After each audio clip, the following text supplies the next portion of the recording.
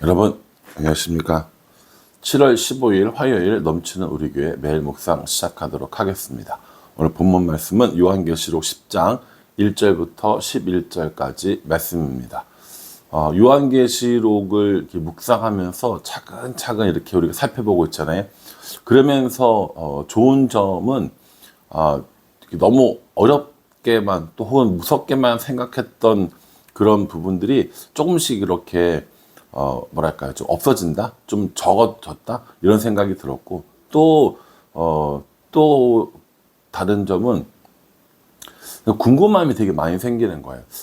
그래서 어떤 일이 일어날까, 어떤 일이 생길까, 이런 생각들을 참 많이 했는데, 오늘 말씀을 읽어보니까 이러한 이 요한계시록 우리에게 주신 목적 중에 하나는 앞으로 이러한 일이 일어날 것이야, 이것도 있겠지만 또 하나는 이러한 일이 일어나는 시대에 우리는 어떻게 살 것인가에 관한 것들, 이런 내용들도 있지 않는가라는 생각을 한번 해보게 되었습니다.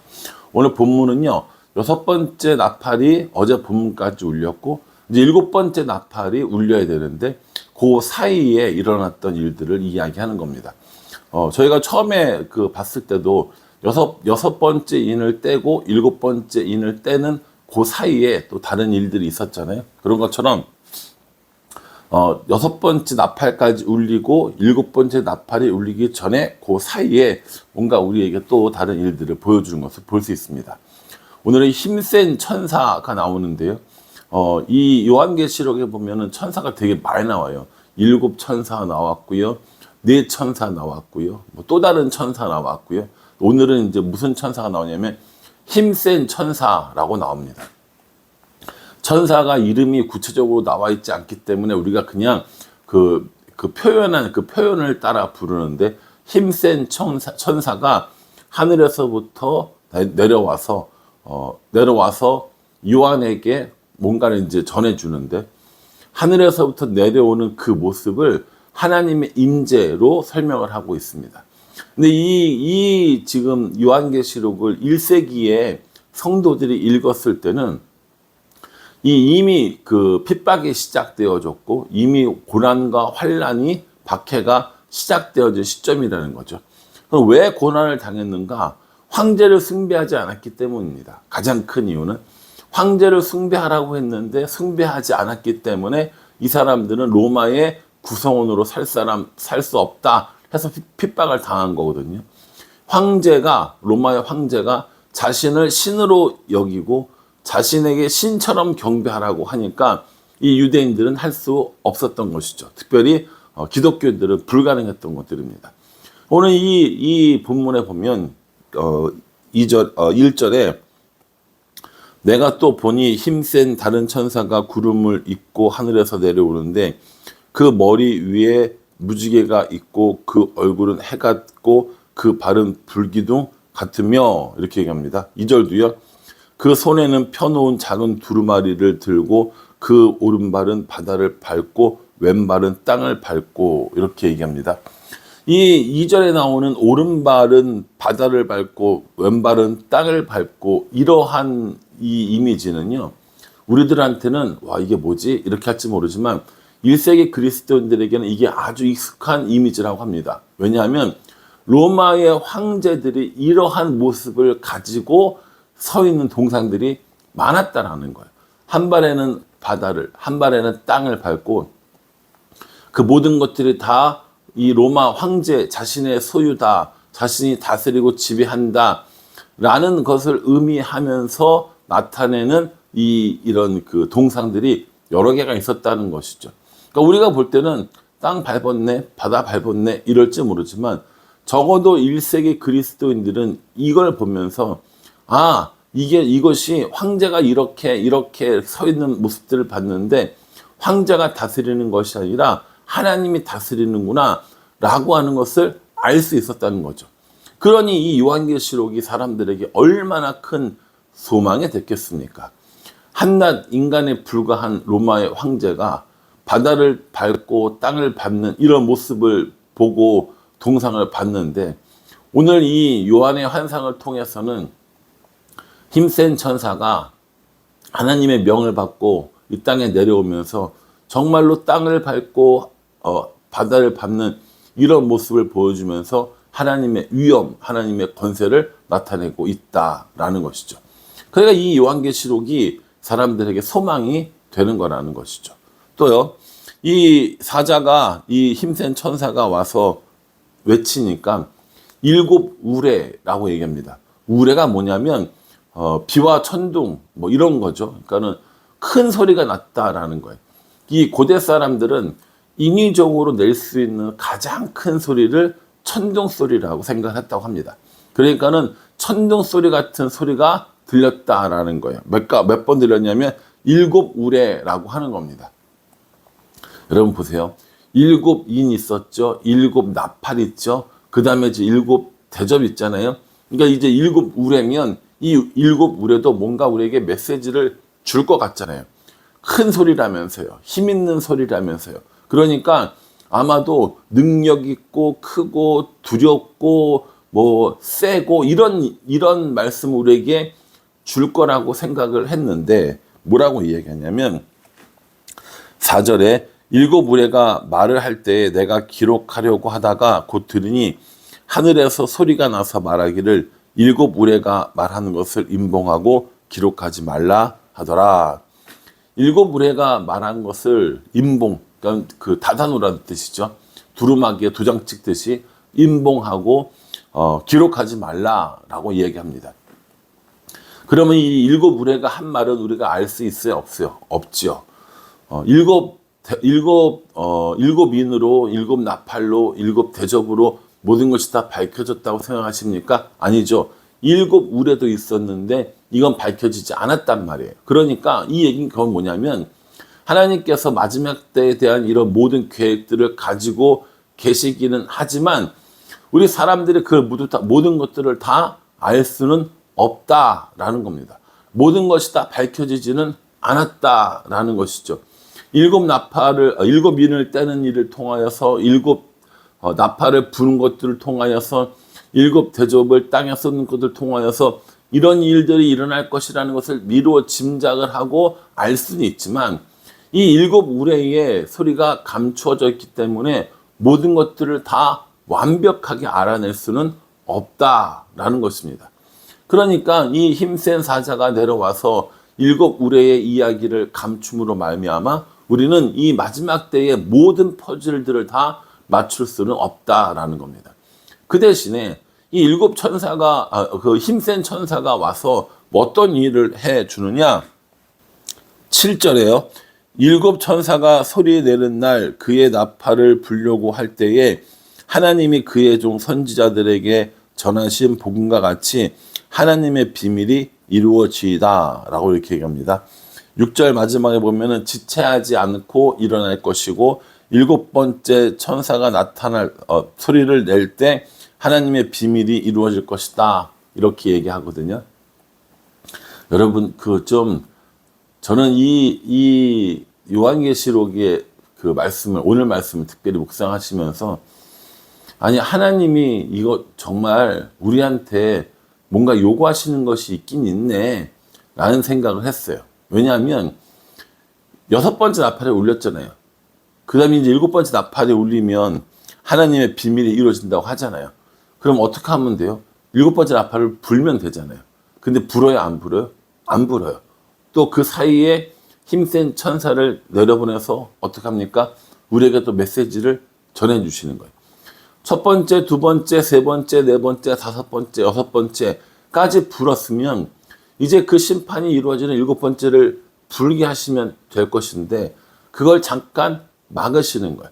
잠깐만 기다려 라고 하면서 이 힘센 천사를 통하여서 이 요한에게 또 다른 메시지를 전하시는 모습을 보는 거예요. 왜 그럴 거라고 생각하십니까? 저는 우리에게 다시 한번 기회를 주시려고 하시는 거라고 생각합니다. 멸망과 심판이 목적이었으면 처벌이 목적이었으면 그냥 끝내면 되는 거잖아요.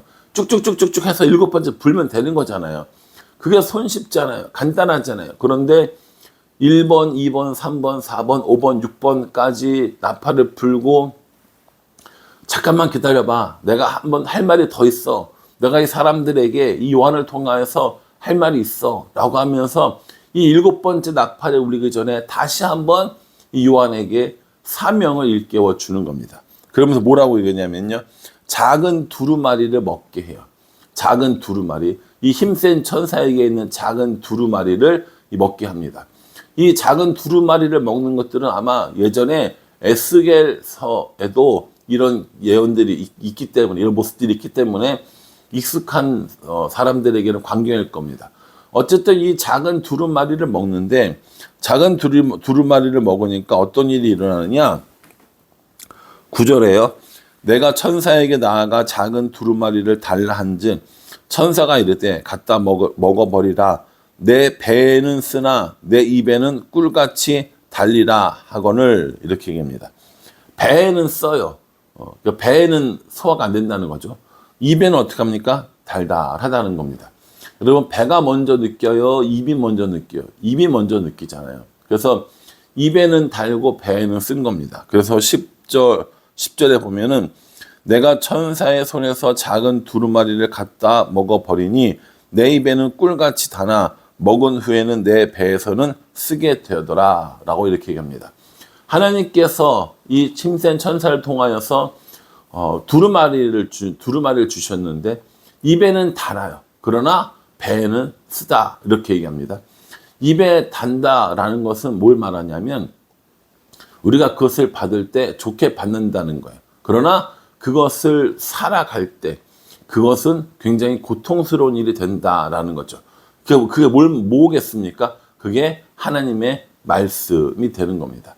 하나님의 말씀, 다시 말해서 이 작은 두루마리가 하나님의 말씀을 의미하는 건데, 그 말씀을 내가 받을 때는 어때요? 달아요. 그런데 그걸 내 삶 속에 살아갈 때는 어떻다는 거예요? 그게 고난이 따른다는 겁니다. 하나님 말씀대로 살아가는 일에는 고난이 따른다라는 것을 이야기하는 것이죠.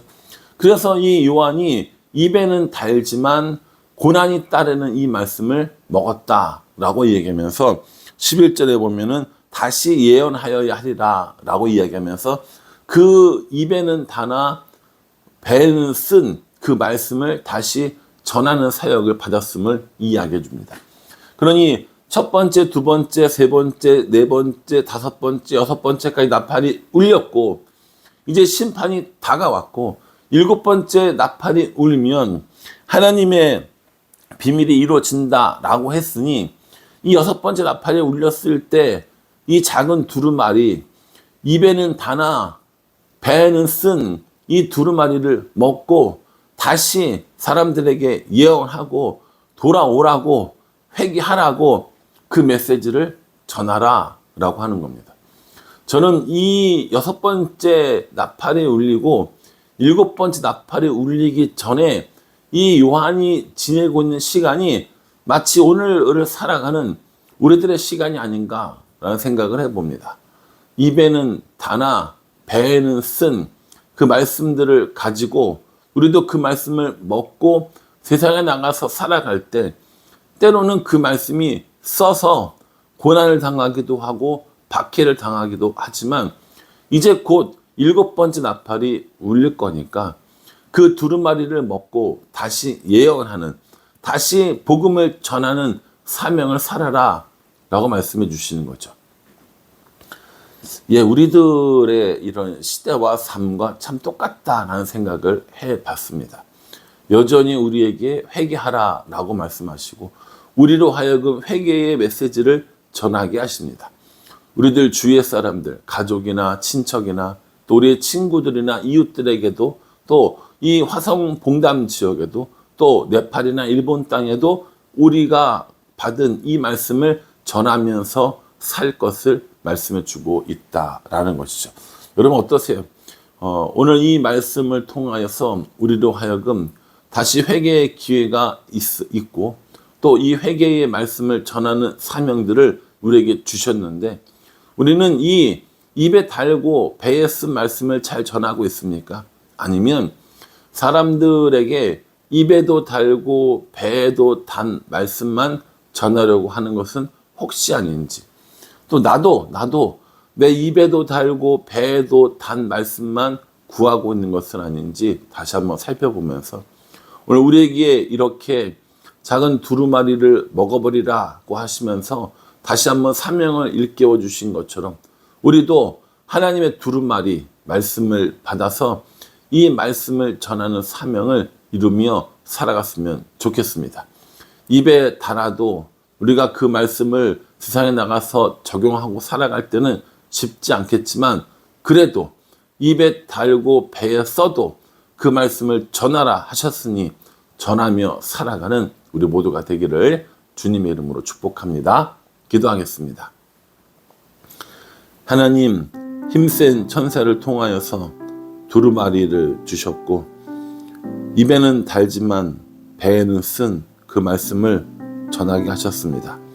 우리도 이 요한이 살고 있던 이 시대와 같은 시대임을 알고 하나님의 말씀을 전하며 하나님의 말씀을 내가 받고 세상에서 적용하는 삶을 살아갈 수 있도록 도와주시옵소서.